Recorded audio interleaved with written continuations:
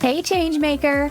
Welcome to Learning for Good, the only podcast that teaches nonprofit leaders how to leverage training to drive performance, improve capacity, and fuel their mission impact. Do you ever feel like your nonprofit is growing, but your people just aren't keeping up? Or like you're fixing the same problems over and over? Do you wonder how to build confident, capable staff who know how to lead, not just execute? If we haven't met yet, I'm Heather, and I know how hard it can feel to get people to do what's expected of them. Trust me, I have 3 kids. I've tried telling people what to do and how. I've tried the traditional training approaches, and I realized that just doesn't work. And that's when I started researching what does work. Now, I help mission-driven leaders use learning to drive performance, build capacity, and make change that lasts. And I'm sharing it all on this podcast. So block your calendar, turn off your Teams or Slack chat, and let's dive in. It's Learning for Good. When I started CrossFit in 2021, I had never really touched a barbell. Other than a few wimpy bench presses, I had no experience with it, and I had no idea what I was doing. And if you had given me a CrossFit program to follow on my own, I wouldn't have been successful. I probably would have gotten hurt, and probably would have gotten hurt pretty quickly because I didn't know how to use the barbell correctly. I could have watched some videos on form and technique, but honestly, that wouldn't have been nearly as effective as working with a coach. And it's because of my coaches that I have learned to lift correctly. And it's my CrossFit coaches who continue to guide me and correct me today. It wasn't a one-time course with a coach. It's that everyday support that has made the difference. Because it's easy when I get tired or the bar feels heavy to fall back on incorrect form. But the coach holds me to the standard. And as I think about this, honestly, not having coaches in our workplace seems like a missed opportunity, because how often are our staff or volunteers making decisions when they're rushed or when things feel heavy? And that's when we make the easy decision, not necessarily the best one. We fall back onto old habit in those circumstances. Coaches can potentially prevent that, but they can definitely help us learn from it when we do make those kinds of mistakes. But here's the challenge that I've seen in a lot of nonprofits. Coaches can be expensive. So the question then becomes, how do we implement coaching at scale? And how do we know when is the right time to do it? I have nonprofit learning and development leader Melody Lam here with me today, and Melody has implemented coaching at her nonprofit by training managers how to coach. And I can't wait to learn from Melody's experiences today. How do you know when to choose coaching as your leadership development solution, and how do you do it effectively? That's what we want to learn from Melody. Let's dive in. It's Learning for Good.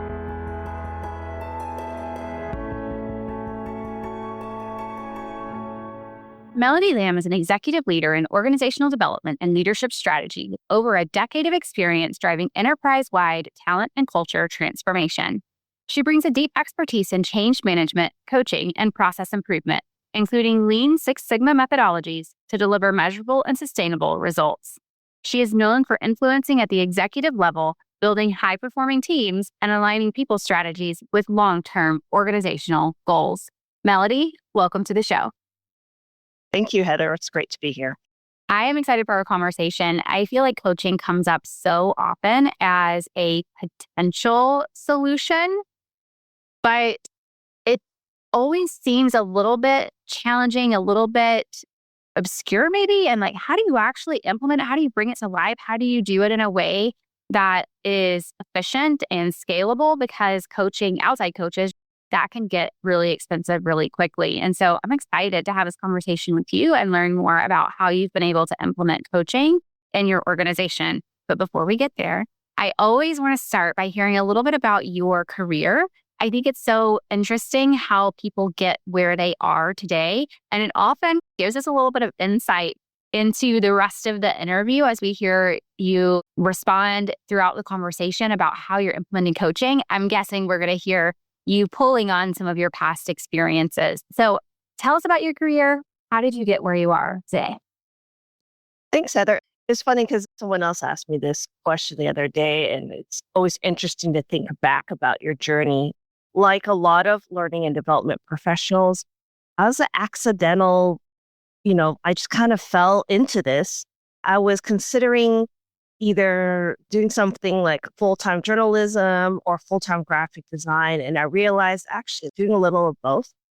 And so along that journey, I discovered learning and development. And back then we started with just training. And what I realized along the way is I actually really enjoy taking a complex process and breaking it down into digestible bits. And so I also have a background in Lean Six Sigma, and I actually think there's a lot of similarities. I discover something that is kind of complicated sometimes, and I make it so that other people can understand and use it. And so I just think that's such a great role to be in. I tell my son, who's 12, I'm a teacher, but I teach adults so that he can help understand what that means, right? But I've seen that light bulb go on when someone understands a concept has always just been something that is really gratifying for me. And so, yeah, I spent a lot of my career in instructional design, but I also did facilitating and program management, taking on various roles. But again, it always goes back to, can I take something and help somebody understand how to do it? And when that moment happens, that is when you feel like you've succeeded. And so I think that's just been a big part of my journey in my background. And it brings me to my current role, which I was brought on into Goodwill Southern California to essentially develop an internal leadership development program so that we could continue to grow future nonprofit leaders. I love that. And I do think so much of what we do is taking something that is complex or maybe not completely clear and breaking it down into something that other people can understand and then act on. So I love that that's kind of your expertise, your skill set, your talent that you're bringing to your role. So one of the solutions in your role that you've implemented is coaching. So share a little bit about how you offer coaching at your organization right now. Who's it for? How did you roll it out? And talk us through that process. Yeah, when I first started, I was hired in from the outside. That's actually pretty unusual for our organization. So I had to do a lot of work just to understand what it is we do, what is the culture. And one of the questions that I asked people, like, what do you miss? What do you wish we had? And it essentially came down to personal connection. A lot of people told me after COVID, Zoom is great, it's convenient. I really miss connecting with other people. I used to see them in the offices or in the buildings often. It's not the same online. And so when I heard that, and then also realizing that we have a lot of first-time managers, I realized there's a big need for coaching in this organization. And why coaching? Well, it's really trying to grow that future generation of leader, realizing that coaching is an ongoing thing. It's part of a larger system and that it's centered around the learner or the coachee, right? And that relationship that you always are looking to your coach for that, direction, or they're helping guide you there. And so let's start with coaching because it goes both ways. When you are the coach, you learn actually probably just as much as when you're receiving coaching. So I thought, well, even if you aren't a first-time manager at this organization, if you are in the coach or mentorship type role, you're learning as well. And so creating that two-way relationship has benefits not only for the people involved, but across the organization. So I thought, well, the way I learn coaching is starting with a coaching model. And then that way it's not, hey, here's a very strict formula you have to follow, but here's a model that you can draw from and make it your own. And so I was looking for something simple. And then I decided to do it in person because, again, everyone said, look, I miss that in-person interaction. And so I was trying to do two things. One, introduce a coaching model. Two, fulfill that need for personal connection. And then also give that dedicated time to practice. And so we have introduced these classes that I run several times a year.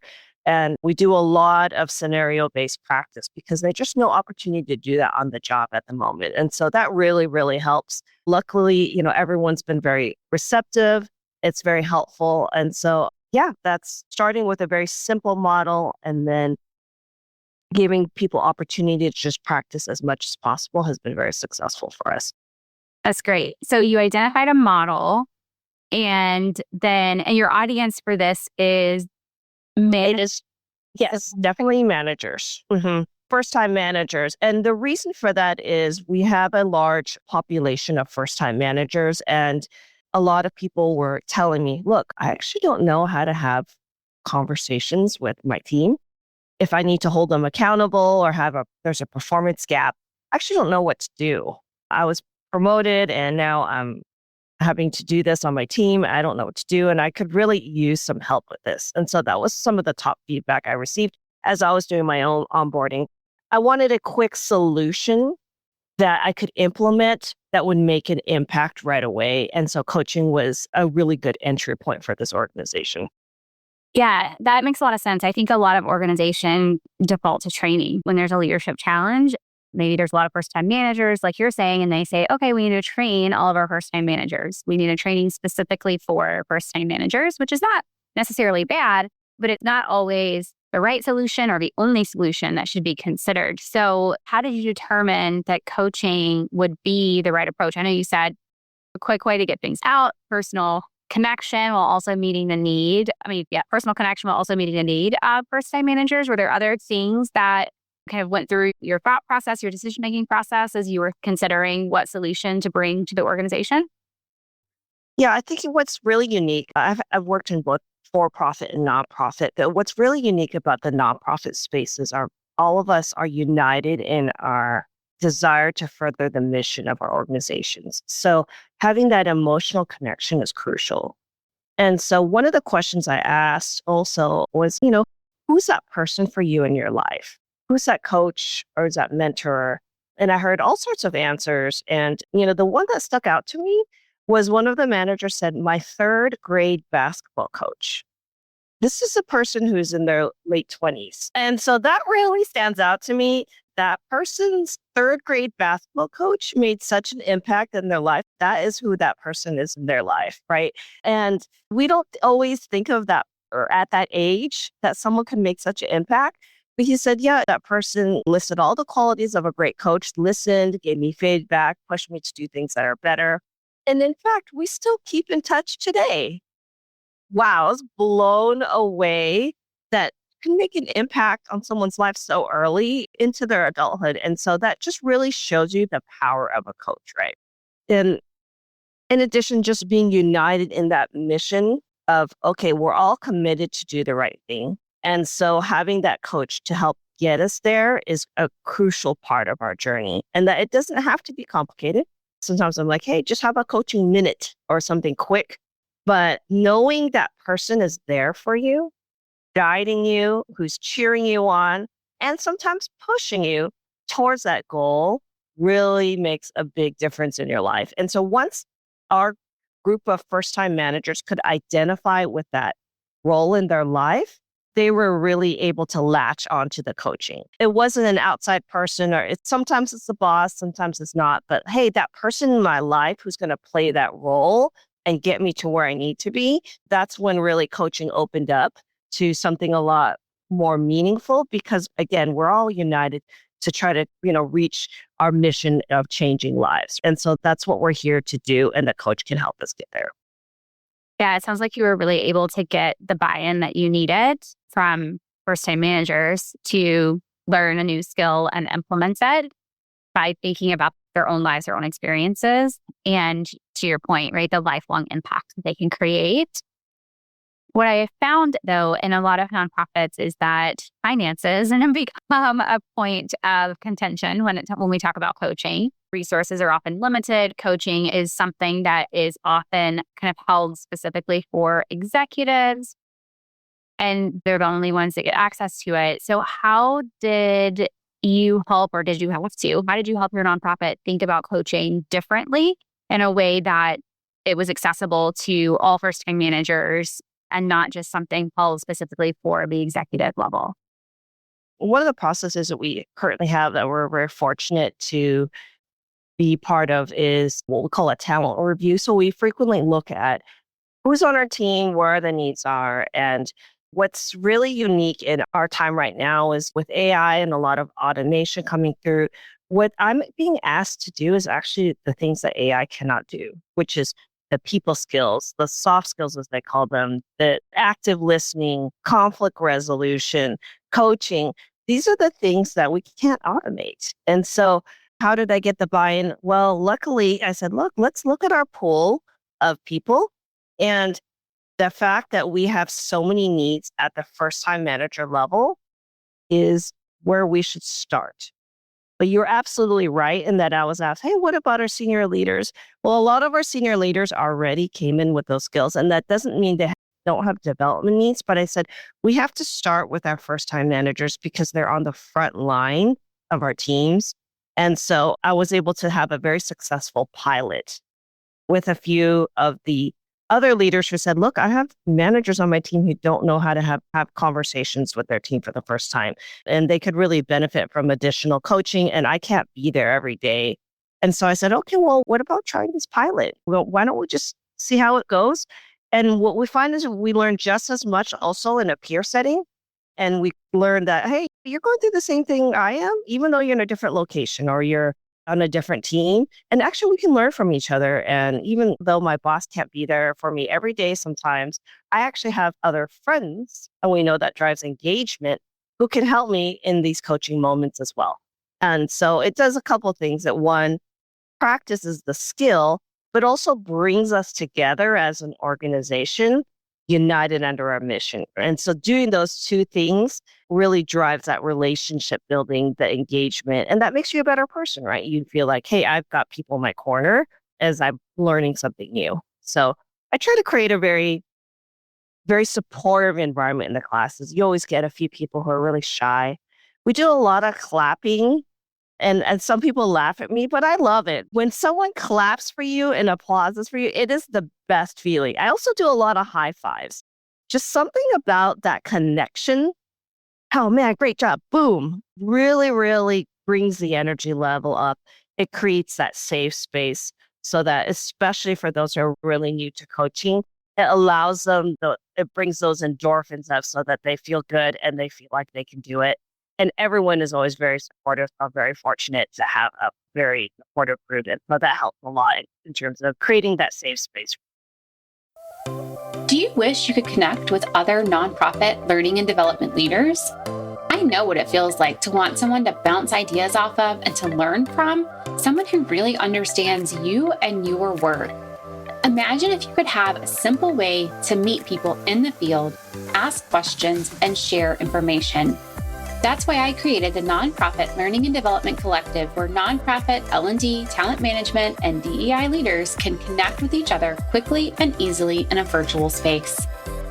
When you join this community, you will walk away with a new, diverse, and powerful network and a sounding board for your staff development needs. So if you're ready to exchange ideas and collaborate with your peers, come join the Nonprofit L&D Collective.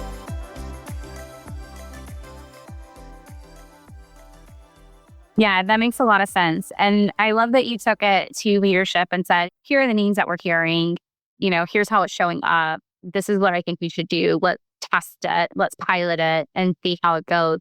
So you did the pilot, and then you are now scaling so that all first-time managers get this training and then are able to coach. Is that kind of where you are? Correct. Yes. What I'd like to do is I do it in person. I love to still explore some virtual models. So there's some things that are out there that are kind of interesting. There's some AI solutions, but I think or at the moment for us, the in-person practice, because it does the other goals of driving culture, allows them to have space away from their current roles to practice. It's working pretty well for us. But in the future, what I'd like to do is, again, like I think I mentioned earlier, this coaching minute, it needs to be a habit that we have every day, and to get everyone comfortable with seeing themselves as a coach in those little bits. Hey, here's a coaching moment, do this. And so we talk about that in the class, but it's one of those things that we'd like to continue to reinforce as we're helping everyone see that, look, success of a coach is a system, an environment. We all need to be part of that to help people be successful. And it's not just one class. It's not dependent on one person, but all of us are invested in each other to help each other grow. Yeah, that makes sense. You're reminding me of a conversation I had with another nonprofit learning and development leader who was implementing feedback as a skill for managers. And so her approach was, how do we make this a habit? And how do we make it so that people want to do it? They remember to do it. They're motivated to do it. They have the skills to do it, like kind of thinking about it from that bit perspective. So you're reminding me of that, which is a really good episode. So we'll drop that one in the show notes for anybody who wants to go down that rabbit trail. But as you've implemented coaching, testing it, and then now, more broadly across the organization, what results have you started to see from that? What we're starting to see is that this particular skill, previously, we were always really high on measuring success through technical skills and results. It was always, hey, you hit these goals, you're able to do these things. And you and I and a lot of us in this profession know that it's not just about that, right? And so what we saw was, for a few years before this, we have a lot of people who are very proficient in their jobs, but lacking in the other team building and coaching skills. And so we were seeing drop-offs in engagement and some challenges in interpersonal relationships and conflicts on teams. And so what we're starting to realize was, hey, you need this too. If you're going to be a successful leader, you need to be able to coach at all levels. And so you can't just do the job. You need to be able to help others, coach them to get towards that goal. And so now we're getting more requests for coaching and just an overall awareness of, look, there are these leadership skills that need to be grown in order for us to instill in that future generation. I like to tell people in my classes, I hope one of you are a future leader of a nonprofit, even if it's not ours, right? That's what we want.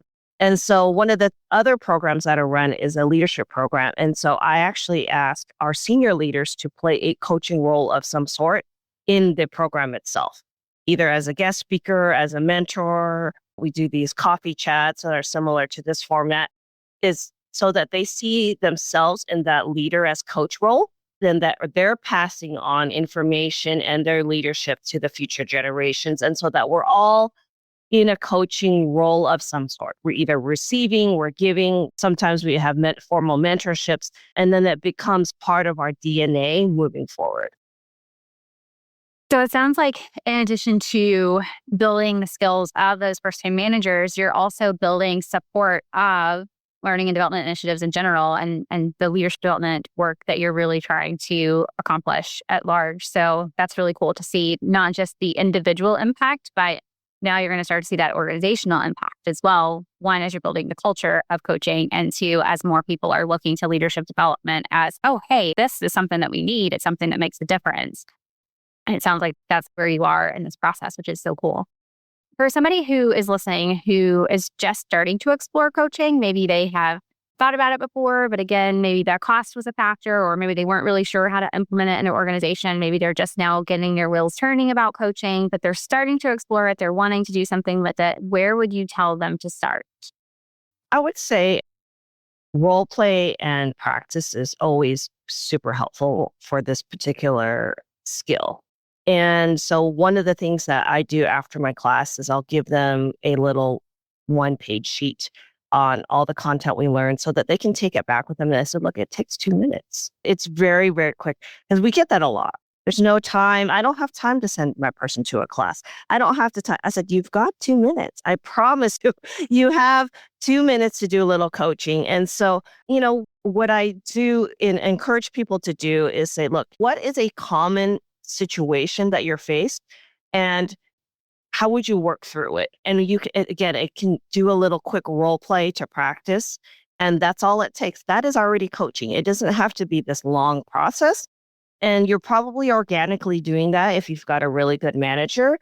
And so, I would encourage anyone who is looking at coaching as a model is like, look, break it down into smaller bits, because then it doesn't seem so intimidating. Like, look, hey, let's practice coaching 1 a week, maybe during a team meeting or a huddle or whatever format you have. And, say, look, what's the situation you're dealing with? How would you have that conversation and coach that person? And then what's the result of that? So an example of when I do that is, we have a safety program, and you're like, safety, but safety coaching is really important. You want to make sure that someone doesn't slip and fall. And so I actually teach coaching in the safety context. And then we'll do something fun, like we'll have a picture and someone looks like they're going to slip. And I say, how would you coach? And it doesn't have to be perfect. But again, we're building that coaching habit, making everyone feel comfortable with it. And I say, well, just be specific, be timely, and that's all you have to do. And then you're already starting on that coaching journey. And then that way it starts to become something that's less daunting and more comfortable as you either are coaching or seeing yourself as a coach. And so looking forward to the future for us as, look, I draw my particular coaching model from the Extraordinary Coach. And what I really like about that source is that it has the complexity of either a simple coaching model for my audience, which is a frontline leader, but it also has layers that you can add on for your senior leaders as well.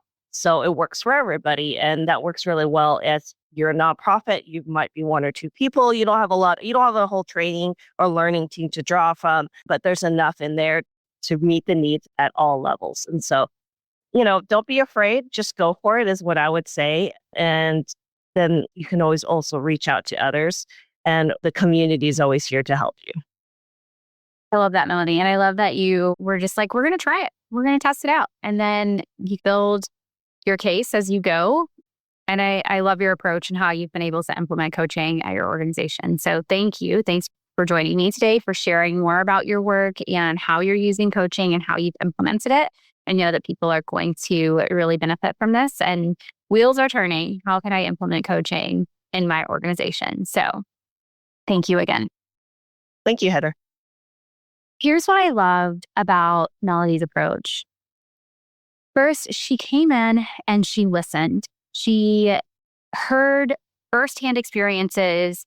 What were people struggling with? What did they want? What did they feel was missing?